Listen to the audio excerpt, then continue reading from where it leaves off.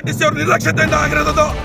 KSRTC depot ನಿರ್ಲಕ್ಷ್ಯತೆಯಿಂದ ನಿಮ್ಮಿಂದಲೇ sir ಆಗಿರೋದು. ನಿಮ್ಮಿಂದಲೇ KSRTC ನಿರ್ಲಕ್ಷ್ಯತೆಯಿಂದ ಆಗಿರೋದು.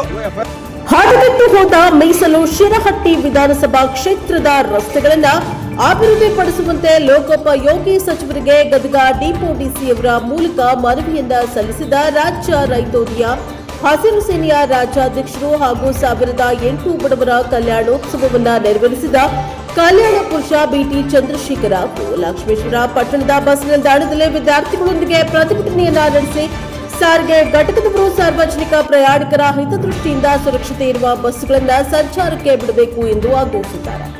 Bureau report Veeranna Hadpad, ಪ್ರಜಾಪ್ರಭುತ್ವ ಟಿವಿ, ಲಕ್ಷ್ಮೇಶ್ವರ. ಒಳ್ಳೆ ಬಸ್ ಬಿಡಬೇಕಲ್ವಾ ಸರ್? ಸತ್ ಮೇಲೆ ಎಫ್ಐಆರ್ ಮಾಡಿ ಏನ್ ಮಾಡ್ತೀರಿ ಸರ್ ನೀವು? ಸತ್ ಮೇಲೆ ಎಫ್ಐಆರ್ ಮಾಡ್ತಾರೆ ಬಿಡಿ, ನನಗೆ ಗೊತ್ತ. ಸತ್ ಮೇಲೆ ಮತ್ತೆ ಎಫ್ಐಆರ್ ಮಾಡ್ಬೇಕು ನೀವು. ಬದುಕಿದ್ದಾಗ ನಿಮ್ಗೆ ಎಫ್ಐಆರ್ ಮಾಡಕ್ ತಾಕತ್ತಿಲ್ಲ ನಿಮ್ಗೆ, ನನಗೆ ಗೊತ್ತಾದ ಬಿಡಿ. ನಾನು ಒಬ್ಬ ಒಟ್ಟು ಸಮುದಾಯದ ಹುಡುಗ.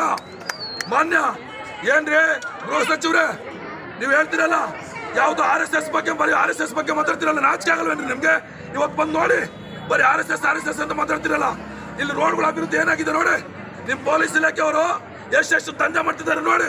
ಅದು ದಂಧೆ ಬಗ್ಗೆ ನನಗೆ ಗೊತ್ತಿದೆ, ಬಿಚ್ಚಿಟ್ರೆ ಬೇರೆ ಚೆನ್ನಾಗಿರಲ್ಲ.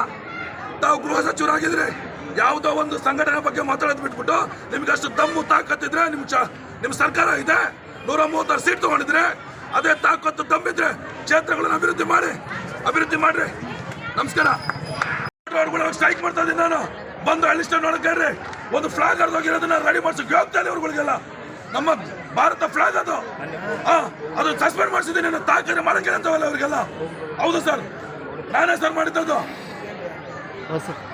ಸರ್ ಇವಾಗ ಮೇವುಂಡಿಲ್ಲ ಸರ್, ಇದು ಯಾವ್ದು ಮಜ್ಜೂರ್ ತಾಂಡದಲ್ಲಿ ಅದು ಹೋಗ್ರು, ಅದು ಇದು ಬಿಡಿ ಸರ್, ಬಿಡಿ ಮೇವುಂಡಿ ಸರ್. ಸರಿ, ಈ ಮನವಿ ಬಗ್ಗೆ ಸ್ವಲ್ಪ ಮನವಿ ಹೇಳ್ಕೊಟ್ಟಿಲ್ಲ ಮನವಿ ಅಂತ ಹೇಳಿ ಸರ್. ನಾನೇನು ಹೇಳ್ತಾ ಇದ್ದೀನಿ, ಯಾರ ಸಂಘಟನೆ ಬಗ್ಗೆ ನಾನು ಮಾತಾಡ್ತಿಲ್ಲ.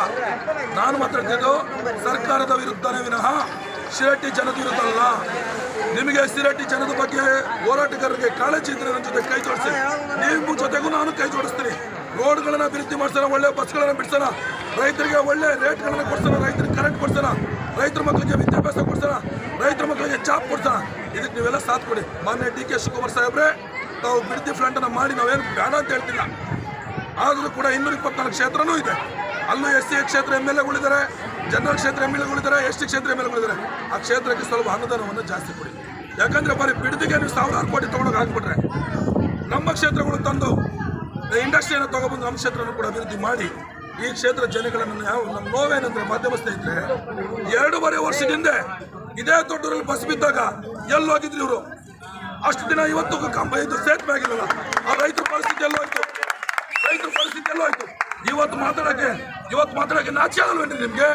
ಇವತ್ತು ಬಂದು ನನ್ನ ವಿರುದ್ಧ ಮಾತಾಡಕ್ಕೆ ನಾಚಿ ಆಗಲ್ವ ನಿಮ್ಗೆ? ನಾನು ಈ ಕ್ಷೇತ್ರ ಅಭಿವೃದ್ಧಿಗೆ ಬಂದಿರೋ, ನಾನು ಕ್ಷೇತ್ರ ಹಾಳು ಮಾಡಕ್ ಬಂದಿಲ್ಲ. ನಾನೇನ ಅಂತ ಕಿಡಿಗಾಡಿ ಕೆಲಸ ಮಾಡಿದ್ರೆ ಈ ಕ್ಷೇತ್ರದ ಜನ ನನ್ನ ಅಟ್ಲಿ ನಾನು ಹೋಗ್ತೀನಿ.